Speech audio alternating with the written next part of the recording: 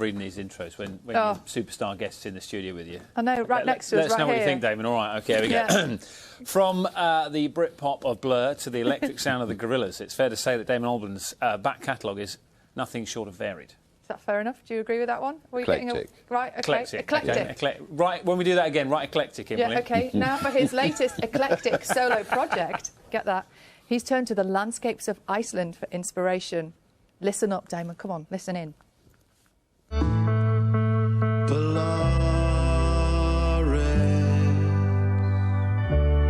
If you get blown off course and filling in the parts of your life. And then, as you can tell, everybody, Damon joins us Good now. Morning. Morning. Lovely to see you. I like to ask the most significant questions here on Breakfast, so I've got to ask you the main thing that's been bothering us. OK. What was with the mullet on that video there? Where's it gone? Well, it's just gone. It was. I mean, it was. I don't know. It was. You released it into the wild. drawing too much attention, unnecessary attention to me. You know, I just when your hair's getting talked about more than your music, you realise it's. For me, that was. Can I ask you one more question about the hair before we talk about the music? Was it Chris Waddle inspired? Yeah, I think so. Chris Waddle. Yeah, that period. That era. That era. Sort of Barry Venison, sort of that sort of football. Yeah. I mean, you never know when you embark on a haircut like that how it's going to turn out. But no, I had to get rid of it though. Did you love it at the time? Last question on the hair. Did you love it at the time? I really enjoyed it. I was actually in France at the time when it happened. It's probably very stylish. Exactly. Yeah. I mean, it's just normal there. But once I got back home, my daughter in particular was embarrassing. Was definitely not impressed with it. Let's talk about the music then, because the new album is inspired by Iceland, and this is a country we've got some beautiful pictures behind us. This is a country you've been visiting for what, 20-odd years? Yeah, I went there first in 1997. Yeah, I'd had this recurring dream as a kid of levitating over black sand and had no geography to it, and then I was in America. I really remember it vividly. I was in America watching TV, and there was a program about Iceland, and there was these wonderful panoramic shots of black beaches, and I realised that I had to go there. This is it. It was like calling you home. It really was, yeah. And did you find the isolation there helps you? You see, be more creative? I mean, it is a very empty country. I mean, there's, 380,000 people, and it's the size of England, so you can imagine the space afforded to everybody. It's beautiful. It's just something about it. It's just so primordial, the fact that, there's this sense that there's an imminent eruption at any point. And jeopardy. A really lovely thing as well is that everyone's got really warm houses because it's all free geothermal heating.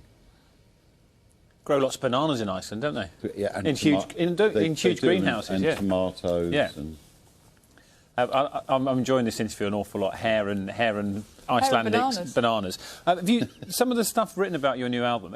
I know you produce what you like and your inspiration comes from wherever you are, but there's been some really lovely stuff written. Rolling Stone said the perfect soundtrack for a time when the world is emerging from the storm. One of the most beautiful, tangential produced artefacts of our strange and uncertain times. I mean, you must love reading stuff like that. Well, I try not to read. No. Do you know what? I've always been kind of a bit perverse. I've always tried to only read the bad reviews. Why? Just because it kind of gives you that edge. You know what I mean? I think if you start kind of basking in kind of praise, sometimes it's not healthy. I don't know. I mean, it's all very confusing, really, when people start writing about you. And when you read a bad review, how do you react to that? Well, I just sort of try and take on board what they're saying, So you don't disagree? It's not about disagreeing or agreeing. It's just, I mean, because it's always just somebody's point of view and opinion, isn't it? So, I mean, it's not a big deal either way, really. Who do you feel when you're sort of coming up with new music now? Who do you feel you're writing for now? Are you writing for yourself? Are you still writing for an audience? What's your process like? Yeah, I suppose I just take each thing as it comes. I mean, this was a really interesting thing to do, because I got asked what would I like to do, and I'd be. It's quite.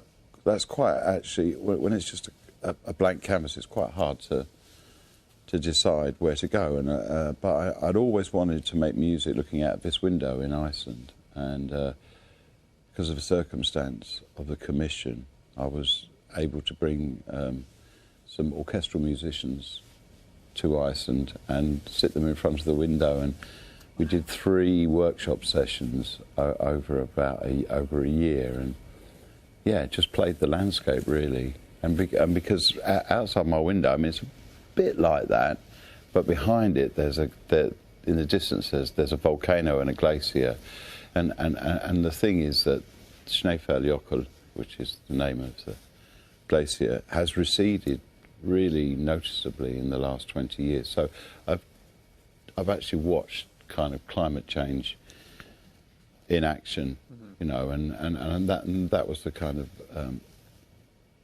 the inspiration for this record, to meditate on that and see where it took me. And how upset are you by that when you watch that happening in front of your window? Well, the weird thing there is it doesn't really feel, I mean, you're aware that it's receded, but it still looks so magnificent and beautiful, and you know, and it's still a very, very clean country in that sense. So yeah, but it's real, you know, so that's the thing. It is real, and its effects are real. What are you going to play for us today? What track are you going to play for us today? I'm going to play a song at the end of the record called Particles, which was inspired by an amazing conversation I had with a elderly female rabbi on a plane to Iceland. She sat next to me, she started talking to me, and normally I'm kind of panicked when I'm on a plane if someone starts like that. I'm just like, because I, you know, like most people, I just want to be quiet on a plane. But she was just unbelievably brilliant person. Yeah, and we started talking about particles and the kind of the way that, you know, in the universe, everything is kind of cause and effect, you know, so it's a constantly evolving thing. And yeah, and then I kind of connected that to the Northern Lights in Iceland, and the way that the reason we get this beautiful night sky is because of the particles coming from the sun and then dying when they hit the surface of the earth, you know. You've talked it up beautifully. I can't wait to hear. Do you want to make your way over to our piano in the corner? I'll see you in a minute. Yeah. While Damon prepares himself. Quite early to sing, but I have Okay. to. I'm sure. We'll forgive yeah, clear you. your voice while you go.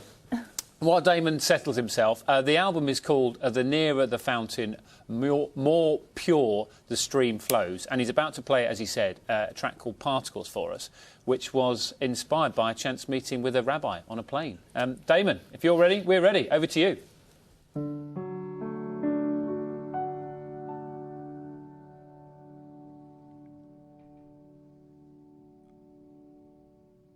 When the night patterns the room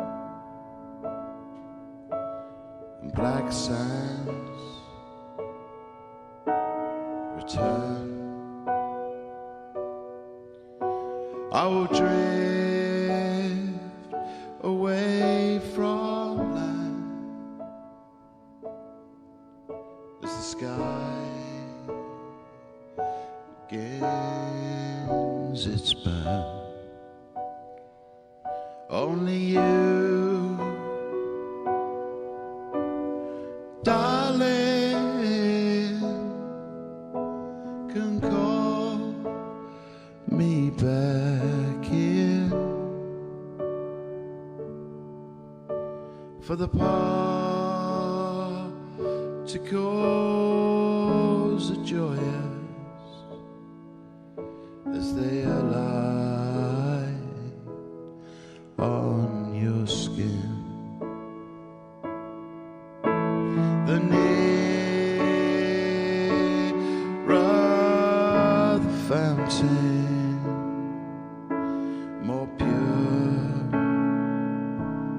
the stream flows, and sweet are the into which love grows. I have cried for you, darling. Are you coming back to me? For the particles are joyous as they lie on your skin. The particles are joyous as they lie on your skin. Oh, come on.